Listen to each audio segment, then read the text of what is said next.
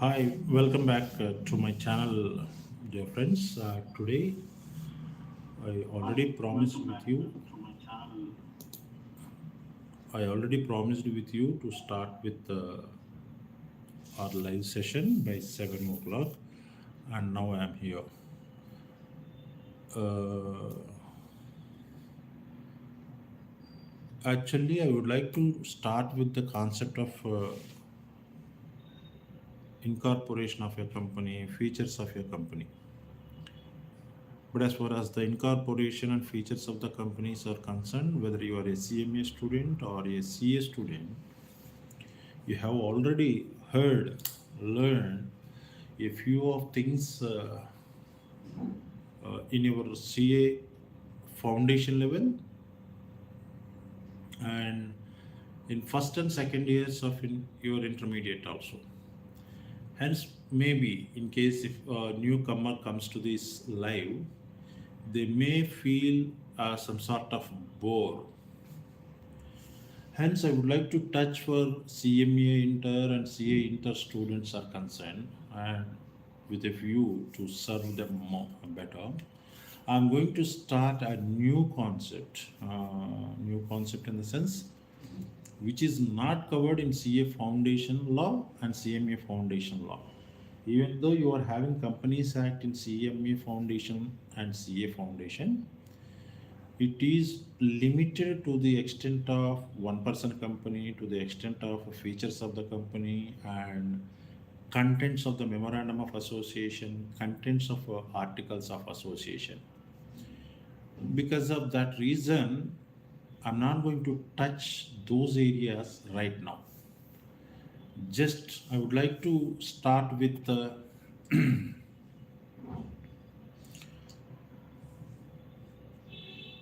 share capital of the company. What do you mean by share capital and how it is? All these things we will discuss. Now, as per the explanation that I presented on the screen of my live video, a share capital is the amount invested by a shareholder. Amount invested by a shareholder means, for example, Mr. Ramu is having his hard earning money. After spending, he saved some amount. Say, for example, 1 lakh or 2 lakh of rupees. Now he would like to purchase his shares. Now he would like to purchase shares in a company. So he purchased ABC Limited shares to the extent of that 2 lakh rupees. For example, the ABC Limited company share right now, the market value, as per the market value, assume that it is 200 rupees.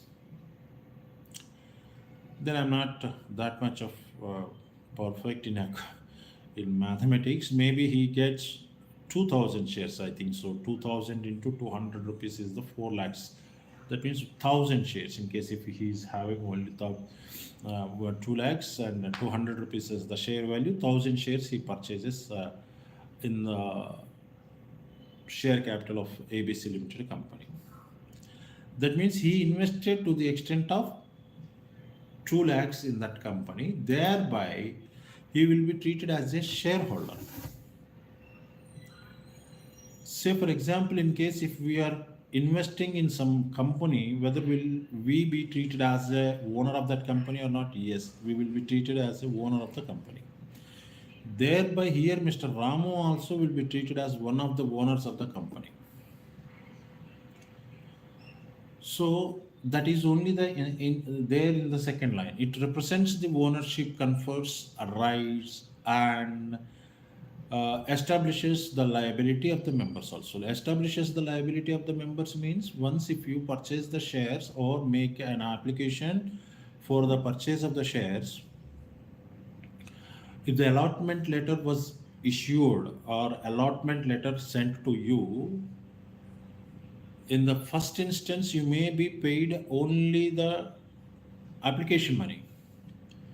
But when the share value is 100 rupees or 200 rupees, that should be divided into many parts like share application money, allotment money, first call, second call, final call, or whatever it may be the calls that may be taken decision by the company. That means what?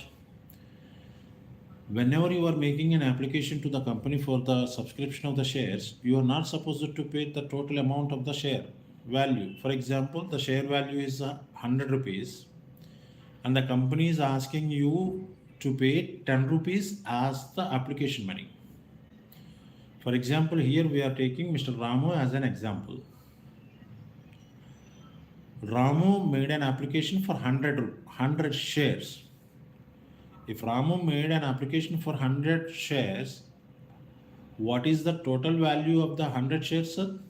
The total value of the 100 shares is 100 shares into 100 rupees each.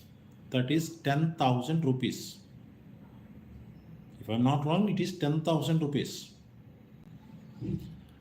But for the first instance, how much he is paying? This 100 rupees into 10 rupees. This 100 shares into 10 rupees. That is, he is paying only 1000 rupees as an application money. And here also there is a involvement of Contract Act. What is the involvement of the Contract Act here? Whenever company is making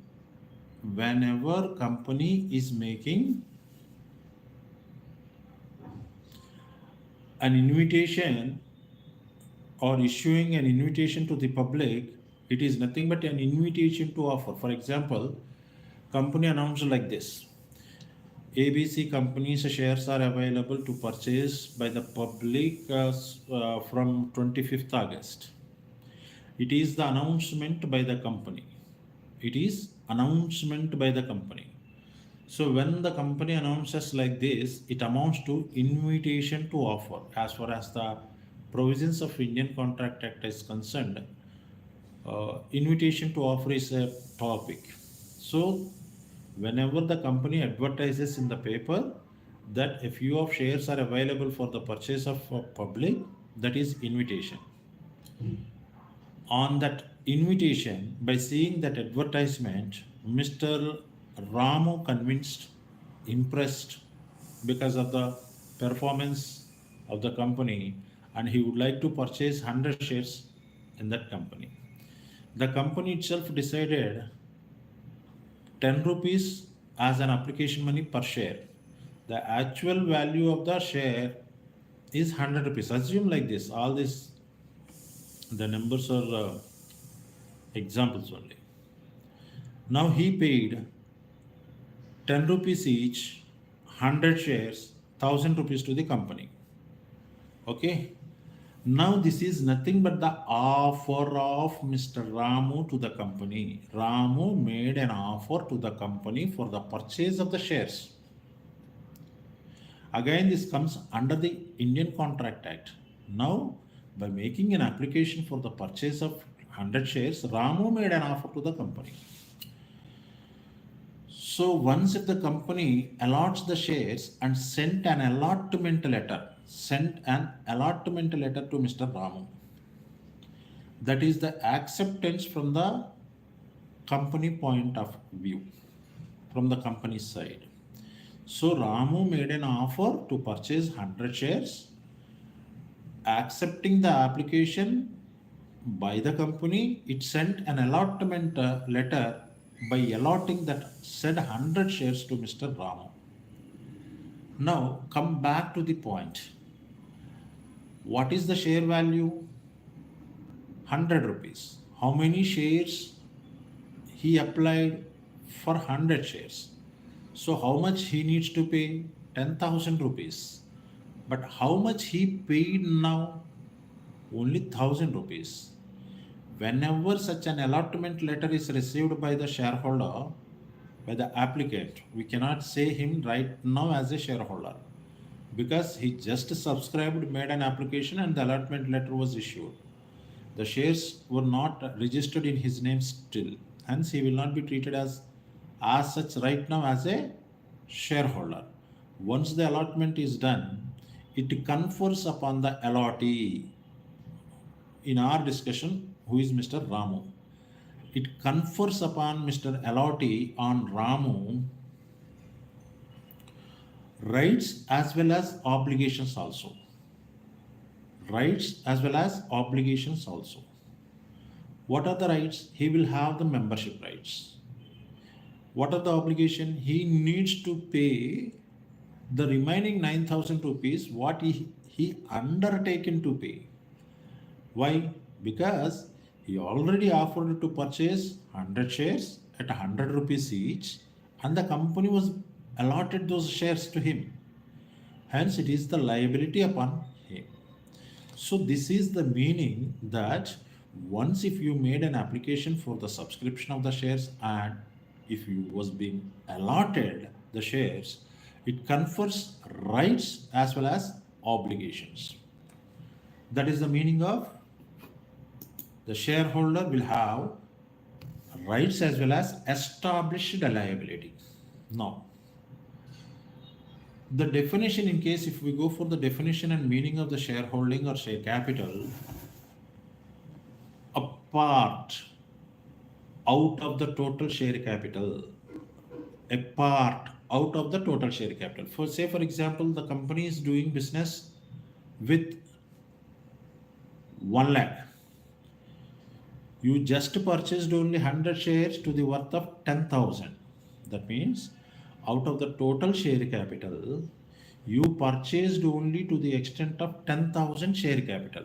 Hence, that part of the share capital will be registered in the name of Mr. Ramu, because in our example, we are taking Mr. Ramu as our example. Okay. So, this is how it works. Okay. Now, come to the point of types of the share capitals. How many types of the share capitals are there?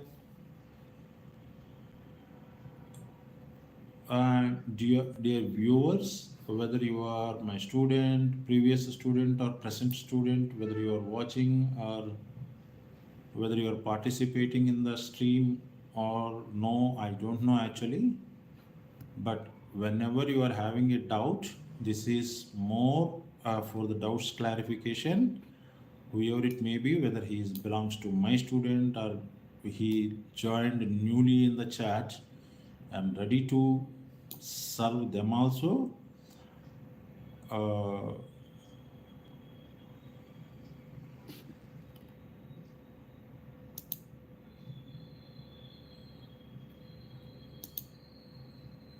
by clarifying their doubts. In case if you are having any doubt,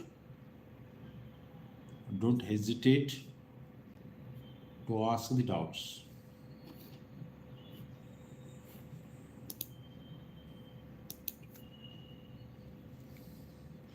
Why I am not seeing anyone?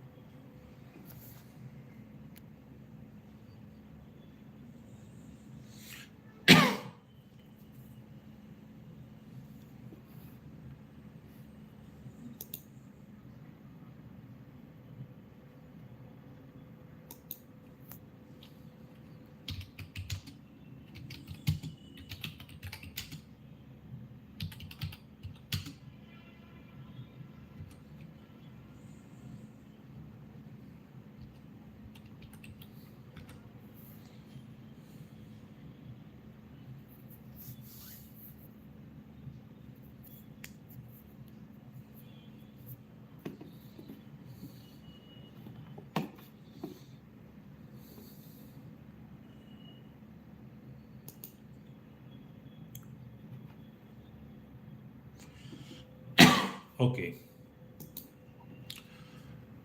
Now we are having the types of the share capital, but it is not the types of the share capital. Actually, it is the categories or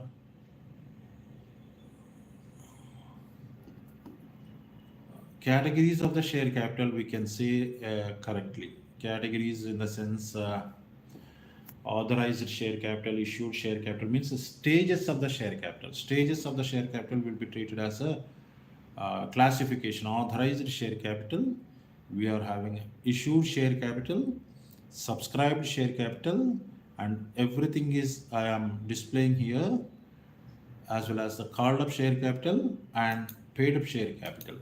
Called up as well as the paid up share capital.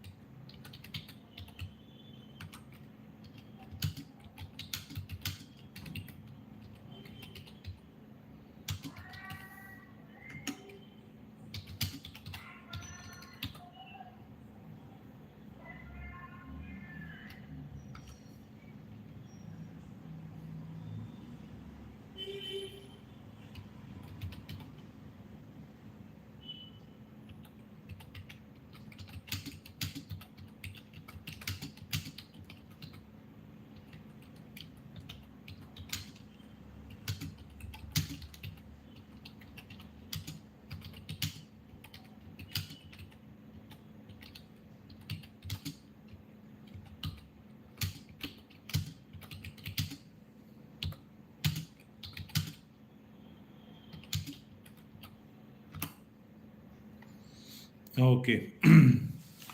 uh, yes, as far as the watching count is concerned, only one person is watching. But let me discuss with you one thing.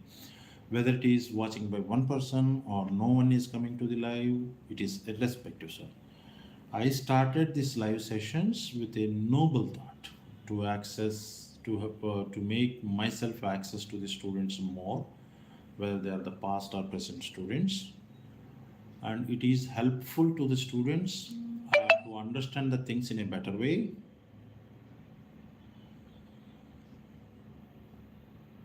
Uh, and shall I add your number in group, sir? We will discuss and take a decision, Mister, because we are not supposed to share our personal info to the students where I am working at present, because we are not working or not running these live sessions for a commercial basis, just to explain the content to the students. In case if we continue like this, if I myself continue like this everyday sessions, maybe some other new persons may comes in and joins with me, and they also may get benefited. Okay, let me stick on to the discussion. We are having authorized share capital and issued share capital, thereafter subscribed share capital, called up and paid up share capitals. Generally, these are the five types of the share capitals. What do you mean by authorized share capital? This authorized share capital will also be called as a registered share capital or nominal share capital. Authorized share capital will be specified in the capital clause of the memorandum of association, because we are having so many of the classes. Out of those classes, capital class is one of the important class.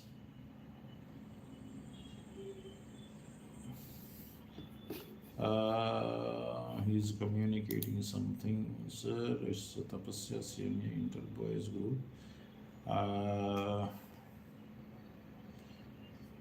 Okay, let me discuss with you tomorrow, yeah, because it is not that good to add my number in the group, because I'm more accessible online, offline with the students.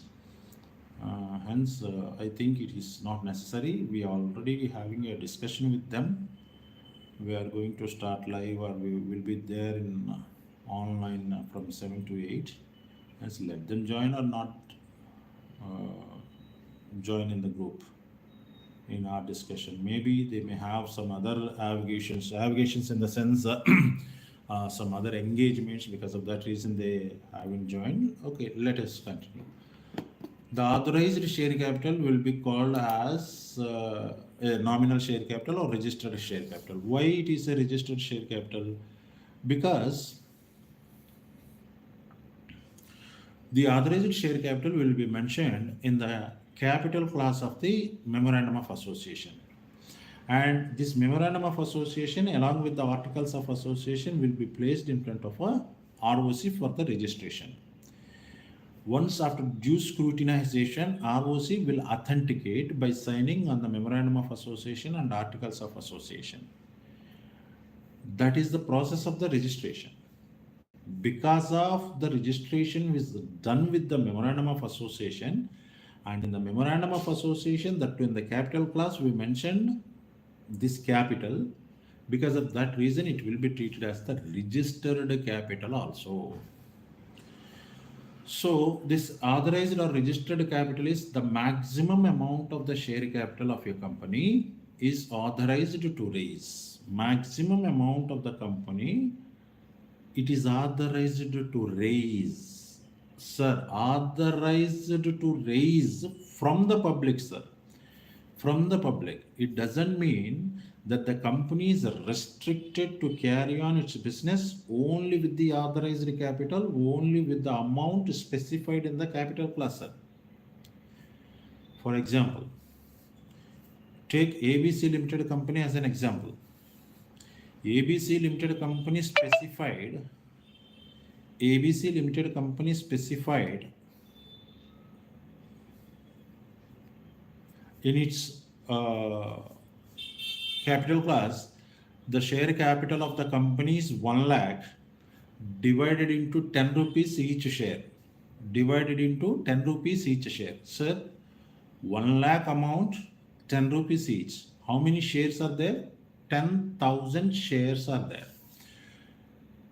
When it is specified in the capital class of memorandum of association as 10,000 shares, it is the total amount of the shares that can be issued by the company to the public sector.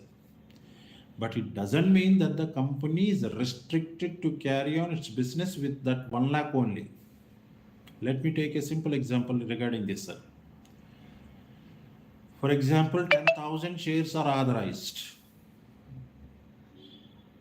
Okay, 10,000 shares were authorized to issue. But now the company issued only 2,000 shares. 2,000 shares into 10 rupees each means 20,000 shares only, 20,000 rupees only accumulated by issue of the shares to the public. Still, company is allowed to issue 80,000 shares to the public, 80,000 rupees worth of shares to the public. That means 8,000 shares. But now the company issued only 2,000 worth of the shares. 2,000 worth of the shares into 10 rupees, that is the 20,000 rupees share capital. That is nothing but the issued share capital, what is specified in second point, what you are seeing in the on the screen itself. Okay,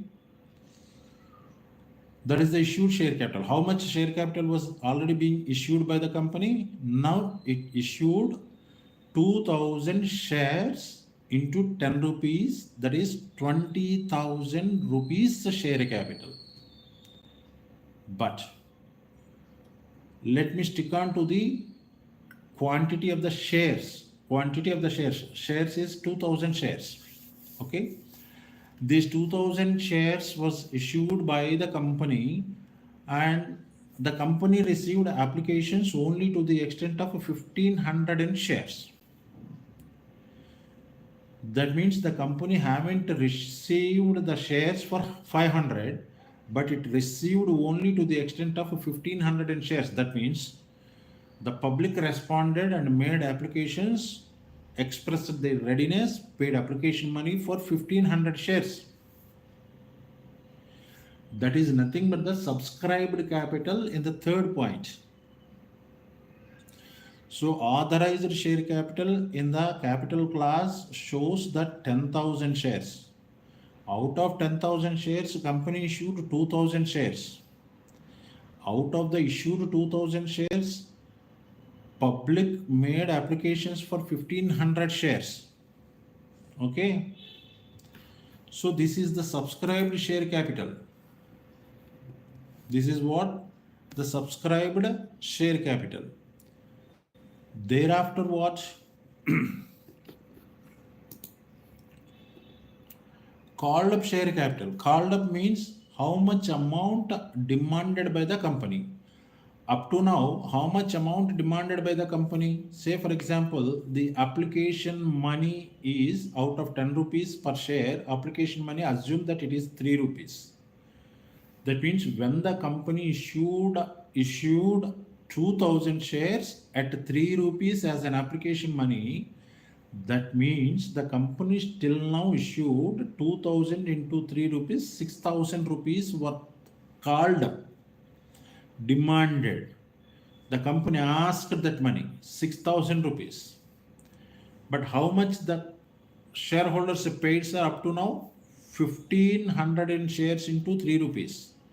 That means 4,500 rupees already paid up. By whom? By the shareholders. Now, what is the paid up share capital? 4,500 rupees. What is the called up capital? 2,000 rupees. What is the issued capital? And 10,000 rupees. Because 2,000 shares into, 2,000 shares into 10 rupees. 20,000 rupees shares are already issued, but only received only 1,500 shares. Of course, the calculations, the amount that I'm specifying may be wrong, subject to correction. I'm saying.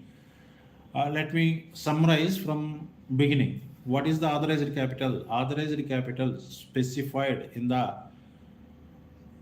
capital class of the company. That authorized capital is nothing but the 10,000 shares. 10,000 shares specified. How many shares issued by the company? 2,000 shares issued by the company. How many subscriptions received? That means how many applications received, for how many shares applications were received? 1,500. That is only the subscribed. Then how much called up amount? 2,000 into 3 rupees, 6,000 rupees called up amount.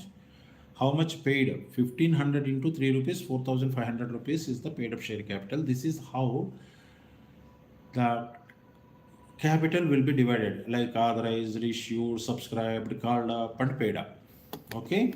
Now, the reserve capital, that means part of the uncalled capital which will not be called up except in the event of winding up. It is nothing but saving amount. Like you have to feel a reserve capital as a saved amount. For example, sir, from Mr. X, I need to receive 10 rupees, sir. Mr. From Mr. X, I need to receive. I means here my company. I'm a company. X is the shareholder. From shareholder, I need to receive 10 rupees. But I asked Mr. X, pay me only 7 rupees in the lifetime of the company and keep with you this 3 rupees. Keep with you this 3 rupees. I will ask this 3 rupees when I am going to wind up the company, at the end of the company. When I'm going to close the company, then only I will ask you to pay this 3,000 rupees, mister. Why? Because I am reserving this amount to accommodate my winding up expenses. As long as the company is going on, you need not to pay this reserved capital amount, the 3 rupees. Just you should pay only 7 rupees. Keep that 3 rupees with you. That is nothing but the reserved capital. And subscribed but not fully paid up capital is also likewise. Subscribed means the shareholders already subscribed to the extent of, as per the previous example, 1,500 shares, but they have paid only to the extent of application money. They need to pay allotment money, they need to pay first call money, they need to pay final call money. That means these amounts still need to be paid by the applicants, subscribers of the share capital. Hence, it will be called as subscribed but not paid up. Subscribed means 1,500 shares into 10 rupees. That means 15,000 rupees worth of shares they subscribed. But they paid 1,500, I'm sorry, 100 rupees,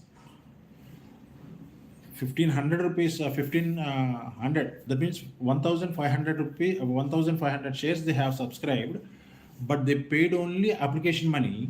They haven't paid the remaining first call, allotment money, first call, and the next call or final call, whatever it may be the calls. They are obligated to pay the remaining amount. Because of that reason, it will be called as a subscribed but not fully paid up. Okay.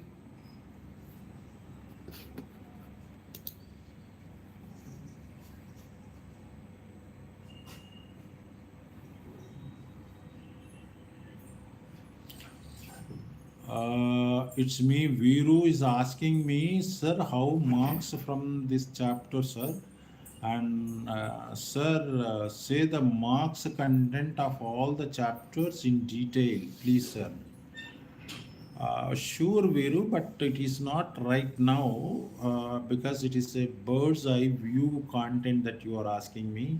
How many marks? But the total percentage from companies law is 40% in CMA Inter, and major role will play in the CA Inter also. In CA Inter also, you will get a good amount of the marks from company side. But in case if you ask me in detail, let me have the time, then only I will, I'm able to tell you to what extent it is important, how many marks you will need to fetch from this particular chapter. Okay, Viru.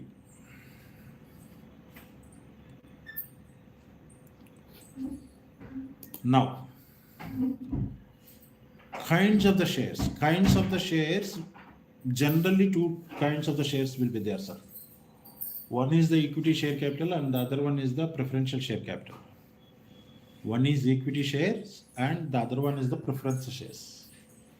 Equity shareholders will be treated as the real owners of the company. As I think you know in your plus two and in your CA foundation also, to this extent I assume, I expect that you known this fact very well. Equity shareholders will be treated as a real owners of the company. Then what is the difference in between the preference shares and equity shareholders? So preference shareholders are like our guests, sir, guests to our home. For example, sir, in case if guest arrives to our home, we prepared food. Will we offer first to the guest or after having ourselves, lastly we will offer to the guest? Actually, as far as the common practice is concerned, in every home,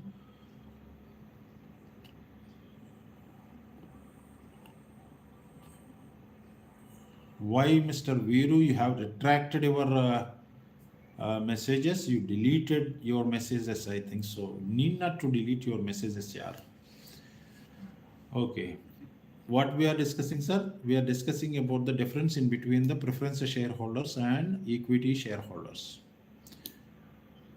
Preference shareholders are like guests. So, preference shareholders will get the priority over payment of the dividend and priority over payment of the capital at the time of winding up of the company also. That means what? For example, sir, let me take 100 rupees as the profit. As you are aware, when you are doing your accounts also, you may write in your balance sheet like this: share capital 100 shares, out of 20 shares are 10% preferential shares. 20 shares are 10% preferential shares. 20 shares are 10% preferential shares means what? It carries a fixed rate of dividend. How much the rate of the dividend? 10%. That means what? Unlike equity shareholders, these preferential shareholders definitely will get 10% of the dividend. For example, sir, assume there is only single preferential share, only one preferential shareholder is there in the company.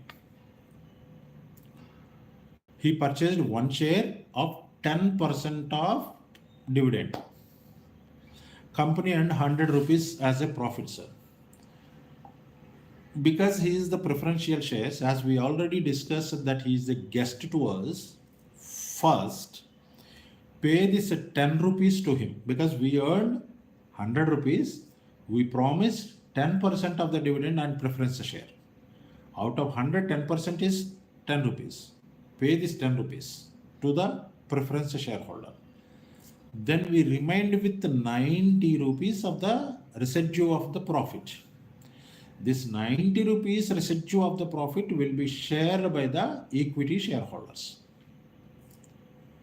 90 rupees of the profit divided by number of the equity shareholders will be get the share, dividends.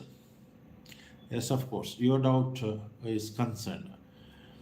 You may ask me like this. Say, for example, sir, equity shareholders are 10 in number. Preference shareholder is only 1 person. Or equity shareholders are 50 in number. Preference shareholder is only 1. 100 rupees is the profit. This preferential shareholder got his 10 rupees a share and moved away. and the remaining 20 shareholders, equity shareholders, are sharing only 90 rupees, which is lesser amount than the preferential shareholders taken away. Yes, of course it is right. Now let me put in front of you another example, sir. For example, if the company earned not 100 rupees, the company earned 1 lakh rupee profit. Now the company earned 1 lakh rupee profit, sir. The parameters hadn't changed in the number of preferential shareholders and number of equity shareholders. Still, the number of equity shareholders are 20, number of preferential shareholder is 1. How much he will get, sir? Only that 10%. Whatever the fixed amount that we promised to him, that amount should be paid to him. And I'm sorry, in the previous example, I said that out of 100 rupees, 10% means 10 rupees. It is not out of the profit, sir. That will be calculated only out of his investment, out of his nominal value. Say, for example, this guy invested only 100 rupees, 10% 10 rupees. Last year, 10 rupees. Profit 100 rupees. This year, 1 lakh profit. But that guy who is the only one preferential shareholder, 10% preferential shareholder, will get only 10 rupees this year also. The remaining total amount will be taken out by whom, sir? The remaining 20 equity shareholders. Hence, by this way, the preference shareholder will get the priority over the payment of the dividend. He will get his promised amount first. The remaining amount will be distributed among the equity shareholders. And the next, the priority is not only in the payment of the dividend, sir. The priority is going to have while the company is going to be wind up also. For example, assume if a sole proprietary concern is going to wind up, sir, what we will do? We will dispose of the properties of the sole proprietary concern. We will pay all the financial liabilities. Thereafter, in case any surplus is there, pocketed by the owner of the business, and he may move out. The same thing will happen in the company scenario also, sir. When the company is going to be wind up, the properties of the company will be sold out, offered to the public for the sale. They will dispose of the properties, and that may get some amount after liquidation expenses, after existing financial adjustments, financial liabilities, payment, all the prioritized payments. If the amount remained still in the hands of the company after meeting all these expenses, the first priority goes to this preferential shareholder. The company will call this preferential shareholder, hey, Mr. Preferential Shareholder, come. We are going to wind up our company. We disposed all the properties of the company and we paid all the amounts to the others. Now, this is the amount that we remained with. Take your share. Take your share. Okay? Go away. Hence, a preferential shareholder will get priority over dividend as well as priority over payment of the equity when the company is going to wind up. That is why, that is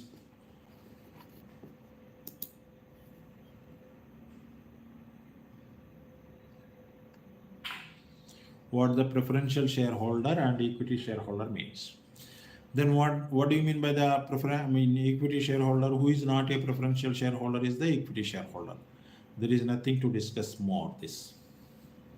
And of course, yes, let me put in front of you. Even still, it is the second day, and I never moved on or go on live sessions taken in the YouTube. Of course, if it is the classroom, we may have direct contact with the students. Hence, we may speak very fluently or go like with some more examples also. But let me habituate this live streaming day by day. Uh, Definitely, I can say I will improve. The live stream today may be bit stop and start, but tomorrow you will get betterment. Day after tomorrow, some more betterment. But this process is unstoppable process. We will continue from 7 to 8, whether you join or not join, somebody newcomers, some other persons may come, some may not be come. It's irrespective, sir. I will continue this process every day, 7 to 8 company sect we are going to discuss. It is meant for CMA Inter, it is meant for CA Inter, it is meant for any other professional course, whether it is CS. Because for CMA Companies Act is not different, for CA Companies Act is not different. Companies Act 2013 is the Companies Act 2013. Wherever you are having Companies Act as your syllabus, Companies Act is like this only. We are discussing in detail. Okay, thank you.